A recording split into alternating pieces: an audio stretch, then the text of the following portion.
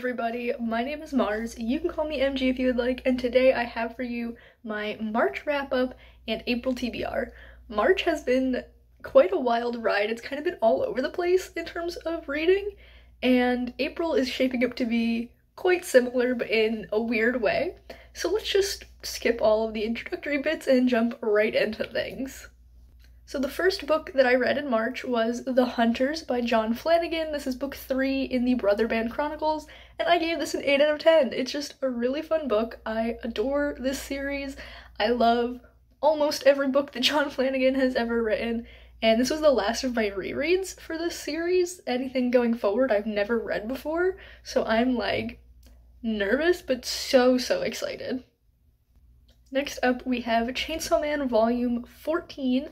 Look at this beautiful cover. I love the colors on it.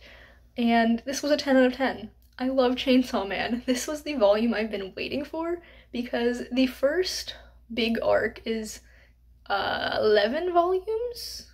Yes, 11 volumes, and then volume 12 starts a new arc. And it took a while for volume 12 to come out compared to like the weekly releases. So when volume 12 finally came out, it was around the time that the stuff in this volume was releasing weekly, I think, something along those lines. And my boyfriend is like, when it gets to it, you're really gonna enjoy the stuff that happened in the recent episodes or chapters. And I finally got to read it, and I did really enjoy it. It was so fun. I actually read this in transit. So my boyfriend and I went into the city for a couple of reasons, one of which was to buy some books, and you'll see another one later on that I bought on that trip. And then we ended up super early for our train back. I'm talking like 45 minutes early. So I'm like, okay, I'm gonna start reading Chainsaw Man. So I just read it there, and it was so fun. I love this. I already can't wait for the next one. Then I read As She Ascends by Jodi Meadows. This is book 2 in the Fallen Isles trilogy, and I gave this a 6 out of 10. It wasn't bad, but there was just a lot of things that weren't really my style, and it was kind of hard to get into this because it's been several months since I read book 1, and there was, I believe, no, I was gonna say there was a summary at the beginning of the book, but there wasn't. I read a summary online, but the summary didn't list character names very well. It was a lot of pronouns and confusing who was doing what. So I went into it a little bit refreshed, but not totally. And something about this wasn't great. But I am still going to read the third book and finish out the trilogy, and hopefully this was just a middle book slump and the last one will be better. Then I read Building a Second Brain by Tiago Forte, and I actually read this as an audiobook without any physical copy in front of me, which I don't do very often because I'm not great with audiobooks, but this is a non-fiction, it's kind of like a self-help thing about the second brain, which is just like an online archive kind of platform idea. I don't really know how to explain it. I gave this a 5 out of 10. It wasn't really interesting. It didn't really give a whole lot of like good information that felt worthwhile to turn this into a whole book. This was the book club pick for the Bujo Buddies book club, and I was reading everyone else's thoughts, and I forget who it was, but at one point someone said this could have been a blog post, and I agree. Like, it was kind of just bloated and didn't need to be a whole book. After that, I picked up House of Leaves by Mark Z. Danielewski. Finally, one of the most anticipated books of my lifetime. Ever since I heard about it, I've wanted to read it, and then I found it in a free little library a few months ago, and I've just been itching to get my hands on it, and I finally read it, and I've vlogged the experience for you, so you guys can go check out the vlog that I will hopefully remember to link in the description if you want to check out my full thoughts, but spoiler alert, I had a really good time reading this. And the next thing I'm going to talk about isn't actually a book, but I read it, so I'm counting it, and that is the Daggerheart open beta manuscript. So Daggerheart is an upcoming TTRPG system created by the people over at Critical Role. I believe the primary creator of this is Spencer Stark, and I read through the whole module. I kind of skimmed a couple of places, like the whole section for GMs. I didn't read in depth because I don't plan on, GMs, because it's Game Master. I don't plan on GMing for this anytime soon. I might, but then I'll just go back and reread that part. But I read through the whole thing and I'm like, you know what? This was a lot, so I'm counting it in my reading statistics. And it's so good, guys. I'm already obsessed with this, and I really need to like run a playtest of it. The next real book that I picked up was The Storm of Echoes by Christelle Dabos, and this is the fourth and final book in the Mirror Visitor series. So I finally finished this series. I gave this book a 7 out of 10. It's probably my least favorite in the series, but I gave it a 7 out of 10. I still really enjoyed this thing. I know a lot of people online don't like it, but I had a great time. It has a very open end to it. Like, there's not a final clear conclusion. Like, you can tell these character stories go on beyond the page of the book, and I know a lot of people don't like that, but I thought it was fine and perfectly well done. There were some things that I wasn't a huge fan of, hence why it's a 7 out of 10, but I still had a great time and I loved this series. It was so much fun. After that, I picked up Tender Beasts by Lizelle Sambury, one of my most anticipated new releases of the year. Guys, it was so good. It was so good. I read pretty much all of it in one day. I read 50 pages before bed one night, and then the next day I read the other 350 pages. So if it tells you anything, this book is very bingeable, and I would put it on par with Delicious Monsters in terms of like craft and plotting and characters and everything, but there was just something about it that didn't have the same spark to me. So I would say Delicious Monsters, in my personal tastes, is a notch ahead, but this was still so good. One thing I didn't like about it is the fact that it mentions it in the blurb, I think. I don't want to spoil this. Oh, it doesn't mention it in the blurb. Okay, I don't want to spoil it, but there's a character who's given a title of sorts, and it's meant to be a character that you're supposed to be scared of, but the title is just so ridiculous that I can't help but laugh every time I read it. It's just not a scary name, so I can't be scared of this character, but it was still really good. If you like sibling relationships, if you like messed up sibling relationships, this is your book. And the last thing that I have to talk to you about in regards to my March reads is Monster by Naoki Urasawa. This is a manga. It's a psychological thriller horror kind of manga, and I adored this. It's a solid 9 out of 10 the whole way through. I wouldn't call it like an absolute favorite because it didn't have that spark to get it the 10 out of 10, but guys, it was amazing. I read it in like a few days. I kind of just been binging it, and I can see why this is considered a classic. It was so good. It follows this man, Dr. Tenma. He is a Japanese doctor who moved to Germany to further study medicine, and he ends up operating on this young boy and saving his life, and that young boy ends up being a psychopathic serial killer. So he is after this boy. There's also this inspector who doesn't believe that this boy exists, and he thinks that Dr. Tenma is killing all these people, so he's after that.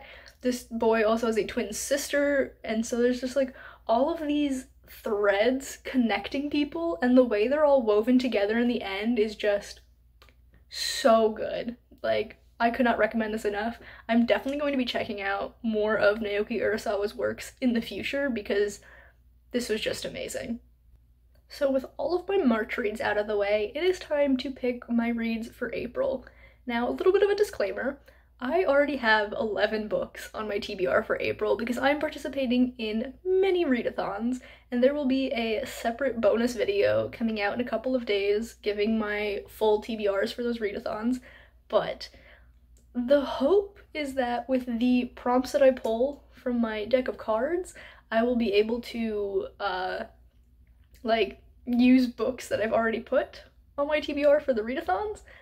If I can't, that's fine, but we're gonna hope that I can do that. So let's just pick some cards. Let's split the deck. Let's go here. Sure, why not? And we're gonna do our usual 3 card pulls. So we have the Familiar. Oh, the colors on these are just so good. The next prompt, or the next card, is the 4 of Oozes. Okay, I know the Oozes are color on cover prompts. I don't remember what color the 4 corresponds to, so that's fun. And our last card for the month is the 4 of Beasts. Okay, another pastel one, so pretty. I like how the eyes are foiled on the Beast cards. Yeah, those are my 3 cards, so I'm going to go check my cheat sheet of what the prompts are for them and pick some books and come back and talk to you guys about them. Okay, I'm just popping in here for a second. I have not yet picked out all of my books, but I'm doing something. So I have a rule where if I pull a card that I don't want to fulfill, I can postpone it a month and pick a new card to fulfill, and then I just have to do an extra card the next month. So the card that I am postponing this month is the Familiar, because the 2 options for this are a book that has an animal companion or I do a pet pick. And none of the books on my list of books that I'm already supposed to be reading have an animal companion, so I'd have to add one, which, like, I'm fine doing, but I really want to do a pet pick. Except I can't because my cats are sleeping right now, and I know if I don't, like, do it while I'm already filming, then I will forget about it. So this might come back to bite me, but I'm going to postpone the Familiar card to May and pull a different one to be my 3rd card of the month. So I've got my deck again. Let's split it again. Why not? Let's go here. I don't know why. I'm feeling the vibes. And the card that's replacing it is, ooh, oh, the Dungeon Mistress is a free pick. I can pick any book to fit this card. I wasn't hoping for this. I kind of wish I didn't get this, but I did, so okay, I get a free pick, I guess. I will find something to go here and for the other prompts and come back. Okay, friends, I'm back. It's only been a few minutes because it was kind of easy to pick the books for this TBR game, so let's just talk about them. The first card that I pulled was the Familiar, which I am postponing till May. I just explained why, so I don't have to do that again. Then I have the 4 of Oozes, which is a red and orange cover. So I am going with the Bellwoods game, and this is a book that is on my list already. I didn't have to add this. It was something I was already planning on reading for the readathons that I'm doing, so I'm very glad that this fit. And this cover is quite red and orange, so I'm happy with that. Then I pulled the 4 of Beasts, and this is an anthology or short story collection, and this one scared me a little bit, I'm not gonna lie, because I have a couple of short story collections that are like classics, like I have Young Goodman Brown and Other Stories by Nathaniel Hawthorne, I think, and I'm like, I don't want to read that, but I also didn't want to read the big chunky fairy tales anthology that I still have on my TBR shelf. That's something that I want to read like a little bit at a time throughout the month. And I feel like April is not the month to do that because of the readathons. So instead I'm going with a book I forgot that I just got, and that is File Under 13 Suspicious Incidents by Lemony Snicket. This is book 2.5 in the All the Wrong Questions series. It is 13 short stories and takes place between books 2 and 3. And as you can see on my shelf right there, actually, I have the first 2 books and I've read them and I loved them. And so this is the next one to read anyway, and then once I read this, I can read the other 2 books in the series whenever I find them in thrift stores, because Lemony Snicket is one of those authors that I only collect through thrifting, so eventually I'll finish out the series, but that is my pick for this card. And then our replacement card is the Dungeon Mistress, which is a free pick. I can choose any book that I want, so obviously I picked a book that was already on my TBR for the month. And I decided to choose Sorcery of Thorns, even though I had quite the long list to choose from. and that is because it's the one I'm the most excited to be getting to. It's such an anticipated read for me, and Enchantment of Ravens is my second favorite book of all time, and I also really loved Vespertine, and I just really want to read Sorcery of Thorns, so that is why it felt fitting for this card, even though I could have picked any of the other books that I have on my readathon TBRs, but we're going with Sorcery of Thorns for this. So the only book that I have to hold up for you physically is 13 Suspicious Incidents, so I guess I'll hold this up. This is representative of many, many books that I'll be reading in April, so stay tuned for my other TBR video explaining the books that I'll be reading for the readathons that are going on. There's a lot of ebooks there too. I think there's only like 3 physical books. We'll be doing a lot of ebook reading next month, but that's fine. For now, we've come to the end of this video. If you've enjoyed it, please be sure to give it a big thumbs up. You can subscribe to my channel for more content, and that way I'll see you guys in the next one. Bye, everyone!